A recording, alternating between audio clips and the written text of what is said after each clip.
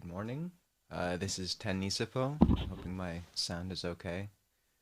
Um, Good to see everyone, and metaphorically speaking. And yeah, this will be one of the Friday talks, and afterwards we might have some time for a brief question and answer session as well.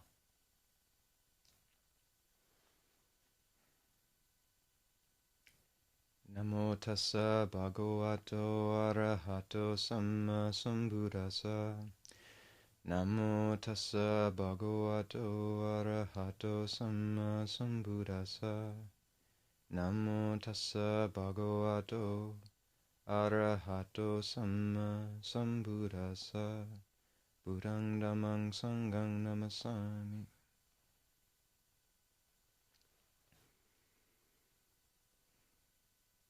So, today someone requested that I speak about grief and mourning, which seems an apt topic for this period and this year. I think many of us have either lost someone close to us or watched those near us go through a lot of difficulties in 2020. So this is always a relevant topic, but perhaps it's especially appropriate now. I think approaching this through the lens of the Four Noble Truths is simplest. And the Four Noble Truths, once again, frequently get taught as, I think badly, as ontological statements about reality, like life is suffering, and so on. But in reality, I think it's much more useful to look at the duties that the Buddha spoke of in regards to each truth, what we're supposed to do with each truth. So the first noble truth is one is supposed to fully comprehend dukkha, or suffering, stress. The second noble truth, that one is to abandon its cause, its craving. The third, that one is to realize the cessation of dukkha, peace. And the fourth, that one is to cultivate the path to that cessation. And that's the Noble Eightfold Path. The Buddha spoke about two of his teachings being categorical, meaning that they could be applied in every circumstance. That's the Four Right Efforts, which we won't go into now, and the Four Noble Truths. So this framework is always appropriate to look at things through. And in the end, at the higher levels of realization, I mean, the Buddha was very clear, this framework will take you to enlightenment, to full purity of heart. And eventually, one sees the aspect of suffering in many, many things in life. And what we see it in does change as we practice. But I do think that the particular depth of grief and suffering that we are describing when we speak about grief and mourning and deep loss deserves its own conversation and its own vocabulary. So this first directive of turning towards our suffering, of fully comprehending it, is radical, because there's no neutral stance to suffering. It's the nature of suffering that either we are running blindly away from it or turning consciously, deliberately towards it to understand it. There's no middle ground in that respect. which is why I think the Buddha places it foremost in, or the first of the truths, is because this is the first step, the radical pivot point of a life, and of the difference in a life between one of blind escapism and sensual dilution of our spirits and purpose is, and a life between that and a life of true purpose and courage and practice is the decision of whether or not to turn towards and try to look at the suffering which we all bear as our inheritance into this world.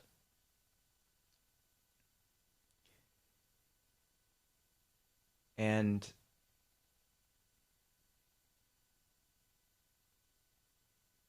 there was a story that a teacher named Frank Ostakowski tells, where he was speaking about the Four Noble Truths, specifically the first, at a Dharma group in Idaho.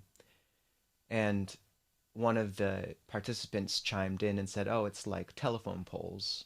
And he was confused and so asked about this. And the man said, "I used to work installing telephone poles, and they're, right when you put them in, they're very unstable and can fall anyway. And your first instinct is to run. But the foreman told me that what you need to do if the pole begins to fall is get right up next to it and put your hands on it, because then you know and can feel it and know which way it'll fall, and that's the safest place to be." So the first noble truth in our suffering, it's the same. The only choice, the only place of refuge is to be right next to it, and trying to understand it, and that's the safest place. And Jung said that what we don't acknowledge becomes our destiny. And I know that it's true. These deep griefs in life, these deep traumas or losses, many of which might be from childhood, but some of which we encounter later in life now, all through life, they are so unbearable, some of them, if we don't have a practice, that we just block them out. And then they insidiously rule our lives. And one of my mother lost her parents when she was quite young, and you can see in the 1950s people didn't talk about such things or sort of acknowledge grief in this way, and you could see how it echoed through her family and ripped many many people apart in certain ways or damaged them, and how the echoes of what we don't acknowledge continue. So this first prerogative of turning towards our pain is absolutely essential. And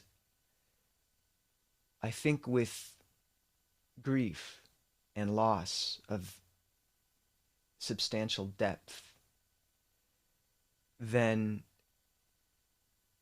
obviously we look at it as we do with all suffering in Buddhist practice. You know, you have a space every day you set aside to meditate in, and in this space you have a chance to sort of acknowledge and be with sadness and the pain that is part of such things.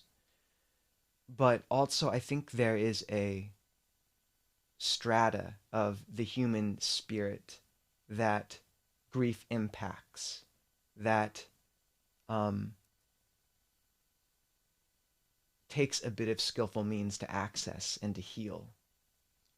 And I think that one of the ways that we have of turning towards our pain, um, of, of, of depth, of really deep loss, is art, actually.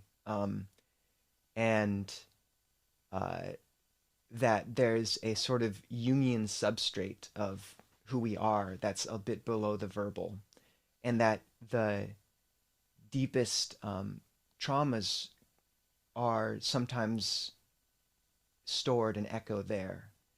And that when one writes about something or paints or something, that actually it's a really powerful way to um, metabolize grief and uh, store create a story into something else, and it can serve as the crucible in which grief turns into um, purpose.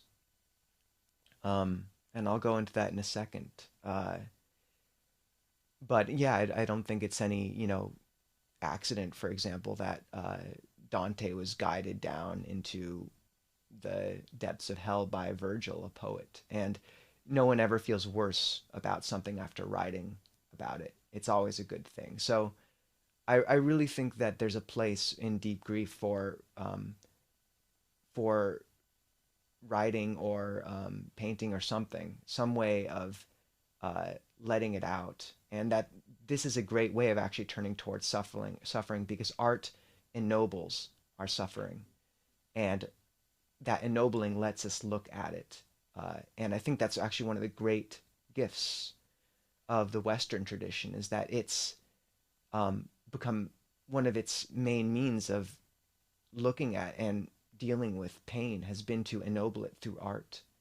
And you see the beauty of that in, the most powerful liturgy of, Catholicism. Or I've heard someone say that the great gift of Christianity was to aestheticize suffering. So I think it's a skillful means, and I certainly have found it important.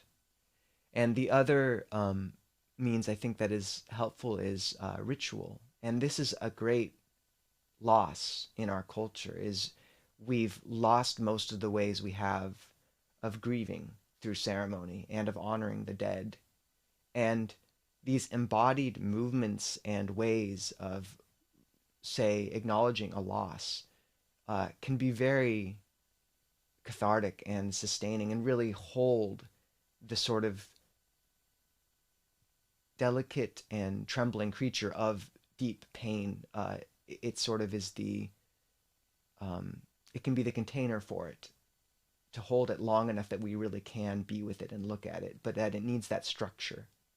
So, simple ways of keeping a candle burning for someone who's passed for a long time, for weeks, months, with a picture. In Thailand, they have ceremonies of at funerals where they'll dedicate goodness towards the dead and for the dead for the first 7 days after a passing, and then after 100 days, and then again after a year. So these ways of recollecting and allowing ourselves to look to our suffering and turn towards the First Noble Truth with the assistance of these structures. And I think that if one is encountering true grief, then having some sort of ritual or ceremony is important, a way of honoring the dead. So the second noble truth is craving, is to abandon the cause of our suffering, namely craving. And I don't know quite how to spend too much time on this duty with regards to deep grief, except that when we lose someone close to us, I think it can be important before that happens and after to look at how much of our love is us feeding or depending on another for our own well-being, as opposed to true liberative love, a deep love that we give, and that by parsing those two out and really trying to cultivate in our lives, not that we don't have attachment, not that we don't honor our family and loved ones with that bond, but that there can be a slight stepping back from a sort of white-knuckled clinging to another for one's well-being, and that when one steps back just a little bit, that actually it opens up a space for a much deeper love to enter that allows someone and grants them and encourages them in their freedom. And this does not require celibacy, a life of being alone, nothing like that. Just acknowledgement of and cultivation in our lives of a refuge within ourselves, and that when one begins to practice and cultivate that refuge, that one finds that when things inevitably change and we do inevitably lose those we love, or those we love change and become other than we would like them to be, then we don't need to control them. And then grief is allowed to manifest as a poignancy and a deep intimacy, even with that aspect of life, but that it doesn't have to manifest as the painful and controlling tearing of a bond we feel like we will be bereft without. And if we can cultivate such a refuge within ourselves, then the gift we give those we love is all the more potent for that, because we allow them to be as they are, and they can sense that they are not any longer our source of identity or well-being, that they don't need to act a certain way for us, but rather that we are giving them something because we have a wealth, an inner wealth to give. And that then also when loss does come, that it doesn't destroy us. So this is essential to cultivate. And I'd say that it speaks to the third noble truth, which is the cessation of craving or suffering, which is peace. And that if we can cultivate a space of quiet and love in our lives, a sense of purpose and refuge, that this is a great boon, and perhaps our only way of really dealing with suffering, with deep loss that life inevitably brings. Which brings us to the path, the fourth noble truth, which is to develop the path towards that cessation. And this truth for me is the most perhaps interesting here to speak to, because there are so many ways in which we can speak about developing this refuge in ourselves. One of the most basic, but perhaps the most important, is just the sense of well-being that comes from a well-developed meditation practice.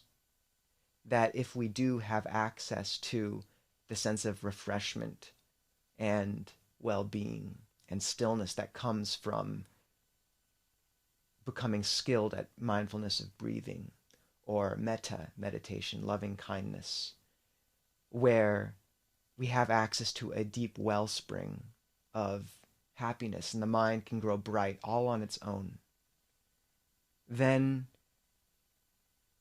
it sounds like a very practical and simple thing, but that general changing of the tenor of our lives over a long period of time makes us much more resilient to grief and allows us to no longer cling to others with a tight-knuckled grip because we have another source of happiness.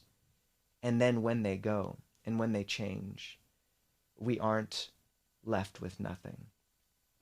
And this is important. The Buddha spoke about 3 levels of happiness. One was called worldly happiness, amisa sukha, and it is the happiness dependent on others, on sensual pleasures, on others meeting our demands for them, treating us like we want to be treated. The second level of happiness is niramisa sukha, or I'd call it otherworldly happiness, spiritual happiness or well-being, which is the happiness that comes from internal qualities like unification of mind, meditation, morality, just the sense. And then the third level of happiness is that of nibbana, or complete security and enlightenment. And these levels of happiness are distinguished in part by how delicate and fragile they are. Those senses of the sense of well-being we have that is dependent on external conditions is extremely fragile because we do lose those we love, and they do change, and things do not go as we would like. So what the path allows us to do is cultivate this second level of happiness, niramisa sukha, spiritual happiness, where we become sensitive to these inner qualities, which are something that is not delicate.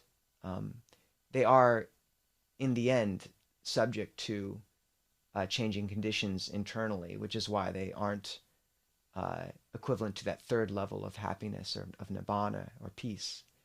But they are much more secure. Just the sense of keeping, say, the 5 precepts purely. And there's a phrase in the suttas, one becomes sensitive to the pleasure of being blameless. And I think we've all had that experience of beginning to hold ourselves to these ethical standards of not ever killing, of not ever lying, of not ever taking what is given. And the sense of wholesome pride, of light that comes from that is a genuine resource for us. And similarly, these sense of well-being that comes from meditation is a similar one.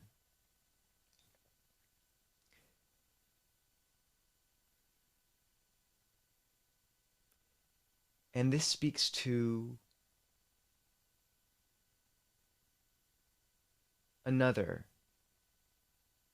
element of how we cultivate the path in a way that lets us confront and be with true loss, is that in Thailand, part of the ceremony of ways of honoring the dead is to give and recollect and dedicate that giving to those who have passed. And when Thai villagers give on alms round, what they are praying for when they do is those who have passed, they're dead.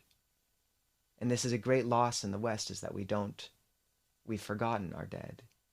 And in almost every culture there have been ways of recollecting and bringing them to mind, and of doing good in a way that acknowledges them. And that if we do make a regular practice of recollecting those who have passed and of dedicating goodness to them and of bringing them into acts of goodness, then we change our relationship to their memory, and it becomes, we recollect the good that was there more than just the loss.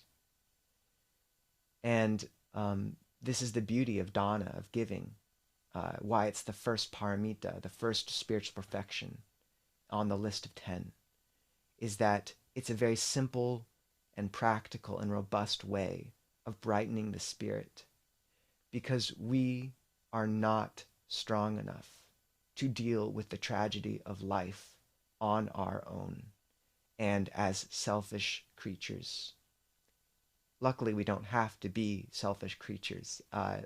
We don't have to deal it with on our own because we have the Dhamma. And the more we give ourselves to that path, the more, in a very practical way, by giving, say, or by dedicating ourselves to meditation, to precepts, to a purpose and a goal which is higher than any of us individually, then the more we enter into a sense of being held by the stream of Dhamma, the more we enter into a sense of harmony with the greater resonance of the Dhamma below the surface of life. And that I think we have, most of us, that experience of, as we practice more and more, we have the sense of something taking us and guiding us, and of a greater hand coordinating our movements in line with what is truly beautiful.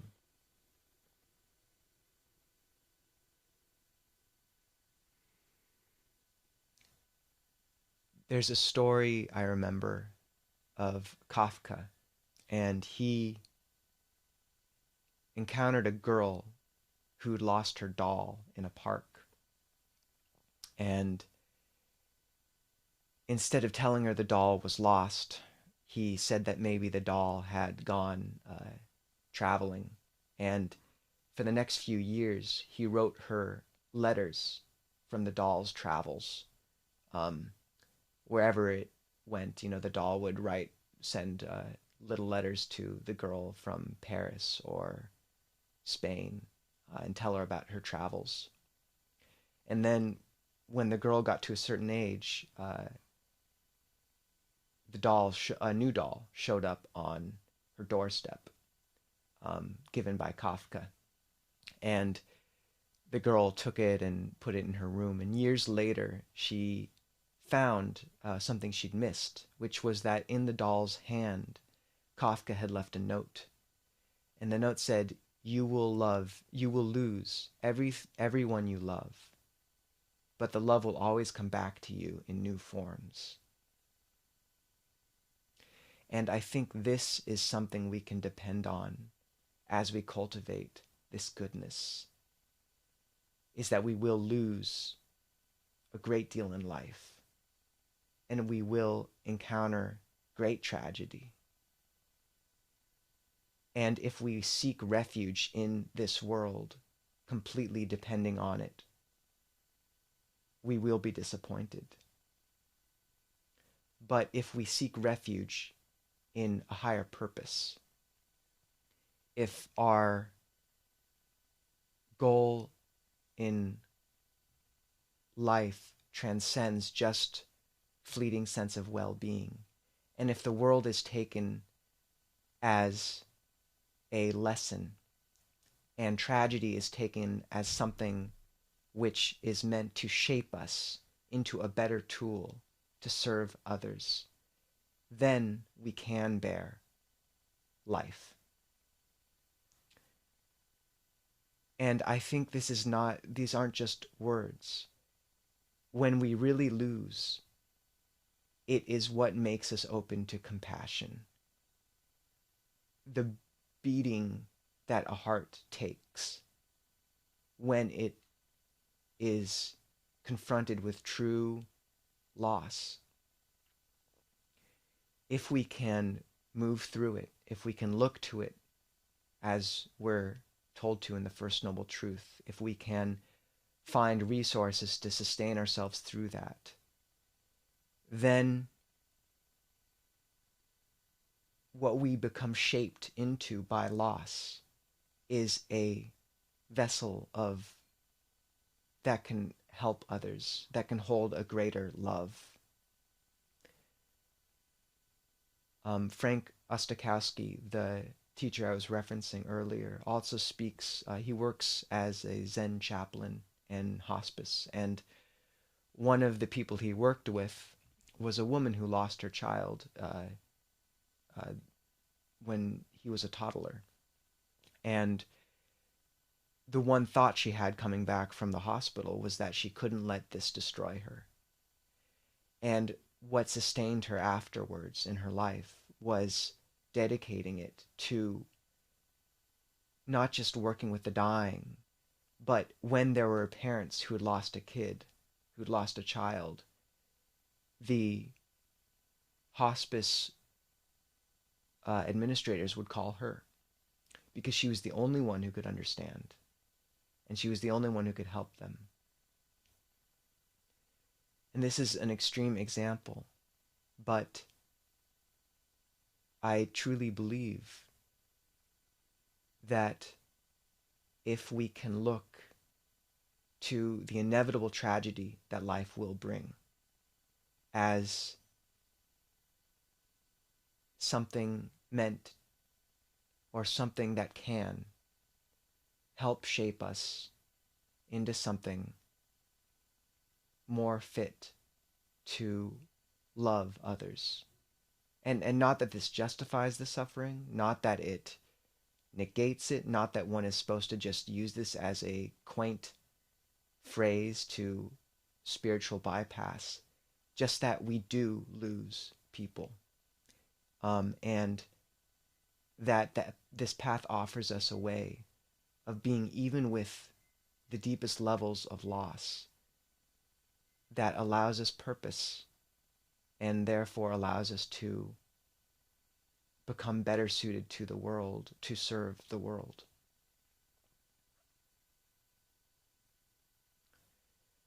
And I think that the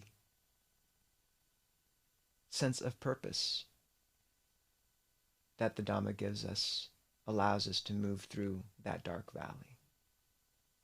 And the community we have in each other as practitioners on this path does as well.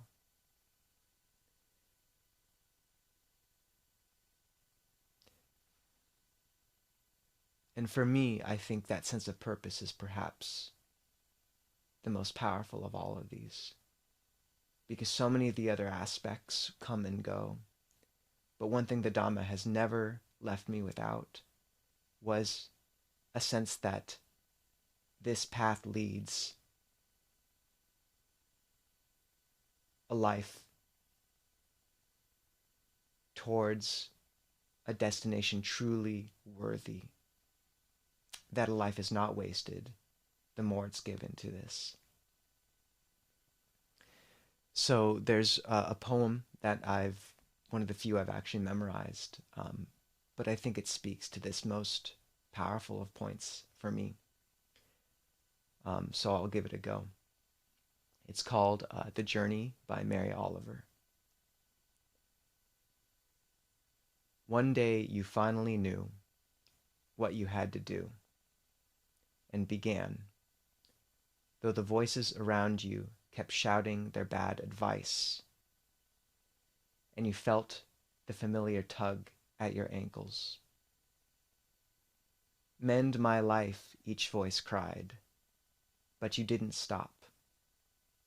You knew what you had to do, though the wind pried with its fingers at the very foundations, though their melancholy was terrible. It was already late and a wild night, and the road full of fallen sticks and stones. But slowly, as you left their voices behind, the stars began to burn through the sheets of clouds, and there was a new voice that you slowly recognized as your own, that kept you company as you strode deeper and deeper into the world, determined to do the only thing you could do, determined to save the only life you could save.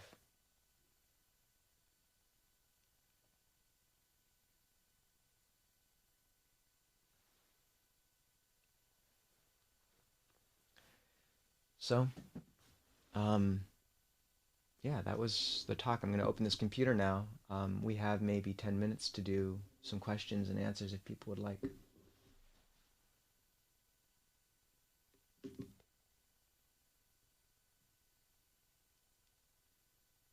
Yes, Douglas Robnett, my father, is mentioning Frank Ostokowski. He wrote a book called The Five Invitations. His teachings are extremely powerful.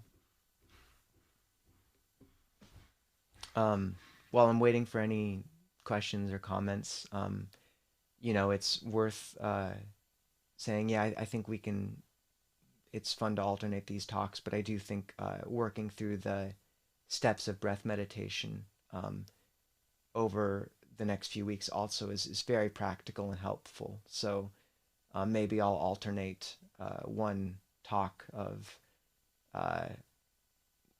breath meditation instruction, working through the 4 tetrads of the Anapanasati Sutta, the 16 steps of the Mindfulness of Breathing Sutta, with talks of a more abstract nature like this one.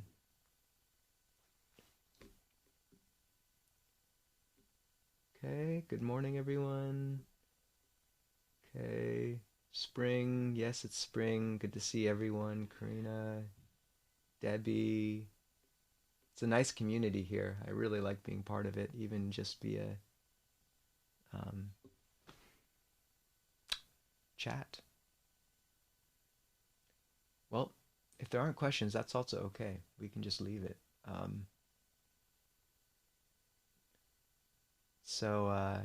Yeah, we'll call it good. Everyone take care. Have a nice weekend. And yeah, I am extremely grateful to be part of this group of people, and I hope to be in the Pacific Northwest for quite a long time. My parents, Douglas Robnett and Sarah Conover, are setting up a hermitage slash sort of place where they'll occasionally be hosting retreats in Winthrop. And that's quite exciting, I think. In these coming years, I might be looking into setting up something or being near. I'll be in the area for a while, basically. I might be in Seattle or something, but I'll be here until January, February, March, April, mid-April, and it's really a pleasure. And then I'm sure we'll all be. This seems like a small community, so yeah, I look forward to being part of the family for a while. Okay, we'll call it good.